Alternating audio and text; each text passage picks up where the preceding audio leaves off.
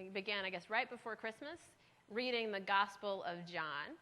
And we will continue in reading the Gospel of John into the spring. So we get to really focus on this particular perspective as we talk together about who God is and our understanding of how Jesus and Jesus' way continues to invite us into new ways of being in the world. John's gospel was written the latest, so it's written the furthest away from Jesus' life and death and resurrection. So he had the benefit of time to really be able to develop his perspective about the experience of God. And so that's important to note that John, his gospel, his perspective is to show us the divinity of Jesus. So he wants to talk to us, and he wants us to understand that Jesus in his human form is also God. And so as we go through the story, you'll see how John shares that particular perspective throughout his retelling of the story of Jesus' life. So this story that we hear today is from the wedding at Cana. And it's the beginning. Jesus is invited to this wedding. He has his disciples, which means that as a teacher in the synagogue, he's already been teaching. People have heard him talking about God and talking about the scriptures, and they've decided that they'd like to know more about his opinion about what these scriptures mean. And so he's got this group of people who are sort of listening, especially to him. And they've come to this wedding all together, and Mary says, Jesus, they've run out of wine. You got to fix it. And Jesus said, you know what, Mom, it's not my place. Like, this isn't my wedding. I don't need to help. But Mary doesn't really take that as an answer. I think this would be a really clever way to tell the story instead of a modern day. You know, I can just see the mom and the son, and he's just like, Ma, stop. Anyway, so Jesus, she tells the servant, she says, just do what he says. And so he tells them to fill up these big, huge jars of water. And when they do, it is turned into wine. And it's the first miracle of Jesus. So John is reminding us right up front, right at the very beginning, that Jesus is more than he appears to be.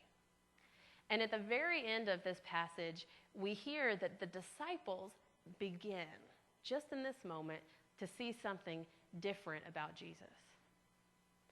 So this story is just sort of like the very start of his disciples understanding that he is other. He is not the same as they are. He is not a human being in the same way that they are. There's something different about him.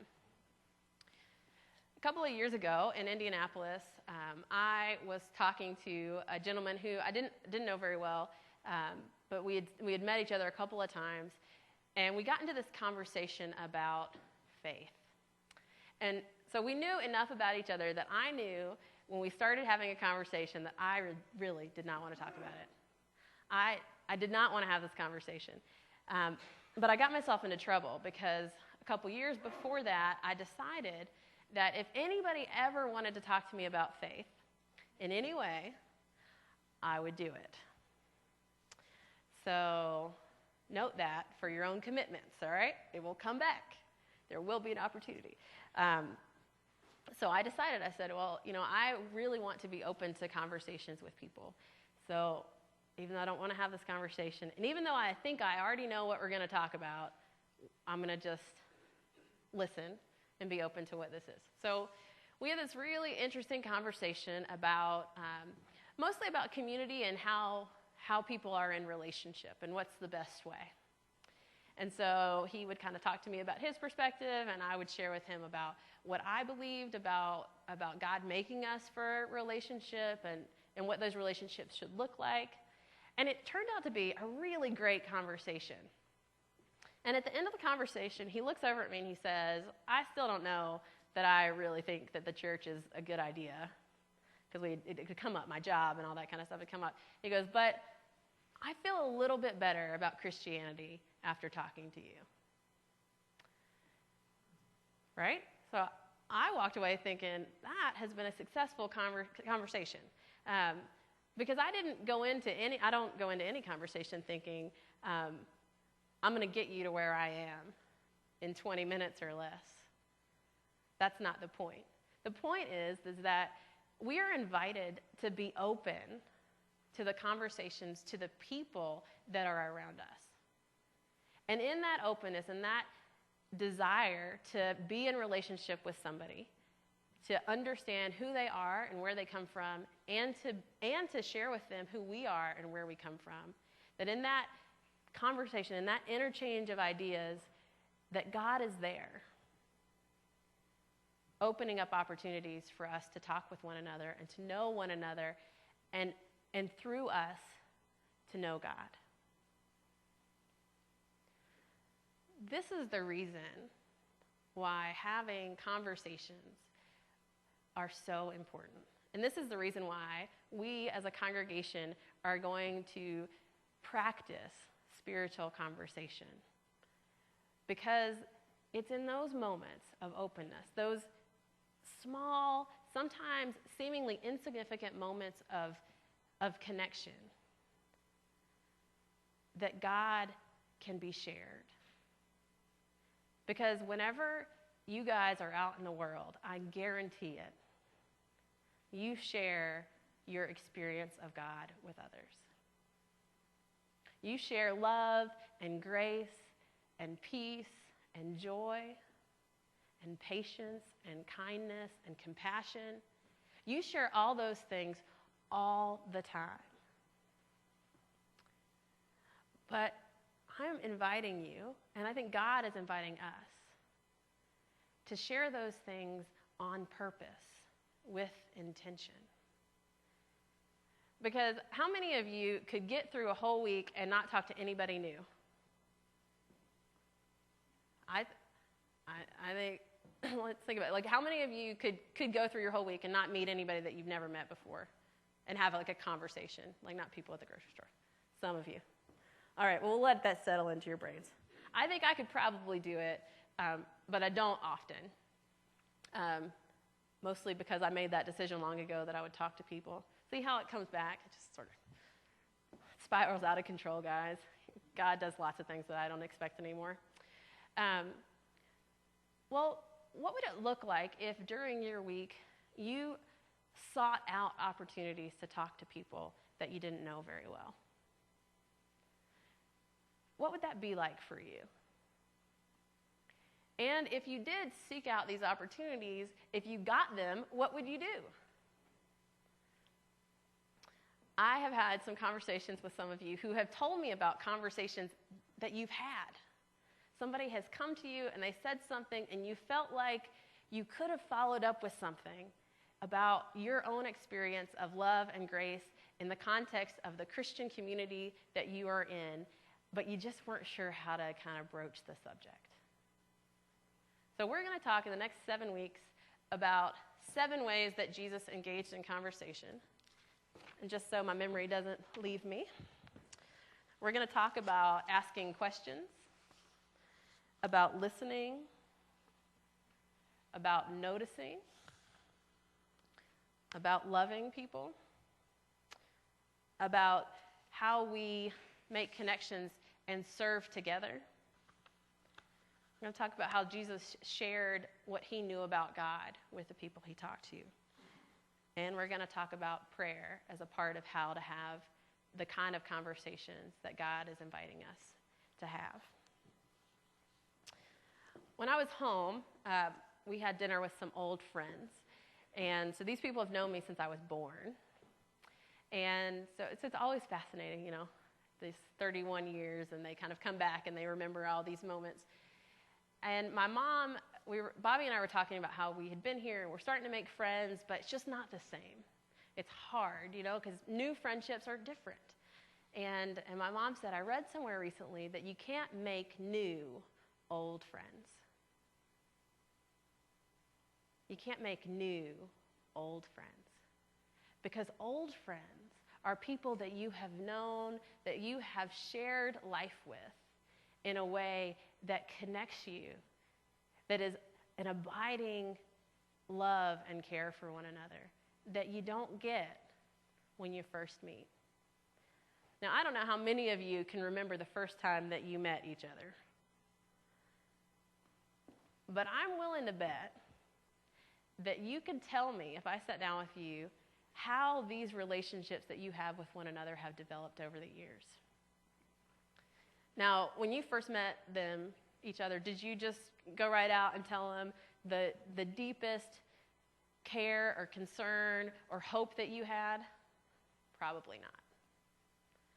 But over time, you learned that these people cared for you, that there was a safe place to talk to somebody about what was really going on. And you learned that when you did that, there was something amazing that developed and grew in your relationship with one another.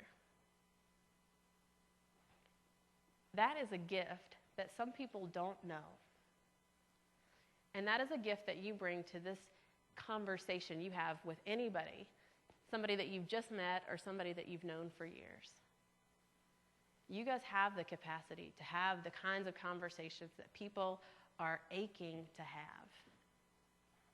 Because people out there, just like in here, get hurt and are sad, are joyful, and have this desire to talk with somebody who will listen, who will seek to understand, who wants to know how they can be present and care for you.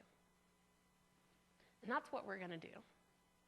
We're going to practice being people who have those kinds of conversations. It's a pretty broad topic, so I want you to think about, if I say spiritual conversations, I am not talking about kind of I would say the most negative stereotype about kind of a Christian conversation. This is not you sitting down with somebody and telling them why they should go to church or why they should be a follower of Jesus right off the bat. This is you having a conversation with anybody that opens up a relationship, that begins to make space for conversations about the things that really matter. For conversations about the things that connect to our spirits. And sometimes that will mean that you'll talk to people about what following Jesus has been like for you, what it is like for you. But it may also look like listening and being gracious with someone who expects for you to tell them why they're wrong or why they aren't doing what they should be doing. This may be a conversation that is simply one where you say, that sounds really hard. I wish there was something I could do to help. Spiritual conversations do not have to have a beginning and an end in 20 minutes. They are conversations that allow for relationships to grow. But so that we do not miss the opportunity to practice, we're going to have a little challenge every week. You may see we have 20 candles up here, and they'll be up here every week. Ready? And I need for you, during the week, to seek out these intentional spiritual conversations. And you can define them. So if you think it's a spiritual conversation, it probably is one. But I need for you to call me or email me or text me and tell me that you had this conversation. So you have to report your conversations to me, and I'll tally them up. And then next Sunday, we're going to have all 20 candles lit. I just know it. I feel it in my heart.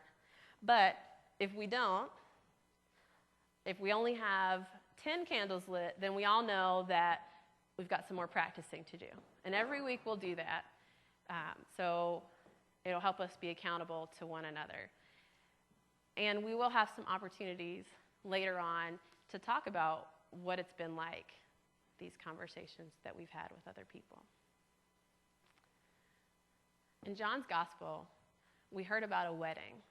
And the steward of the wedding, he goes to the bridegroom and he says, "You have saved the best for last." Nobody does that. But I wonder, as I read that passage, that part of the scripture this morning, I wonder if we think about conversations not as an opportunity to tell somebody right away what we think they need to hear, but if we build relationships over time and save the best for last. If we save what is truly on our heart to say for the moment when the person we're talking to can hear it, it is worth more than all of the professions of faith that come at times when people are not ready to receive them.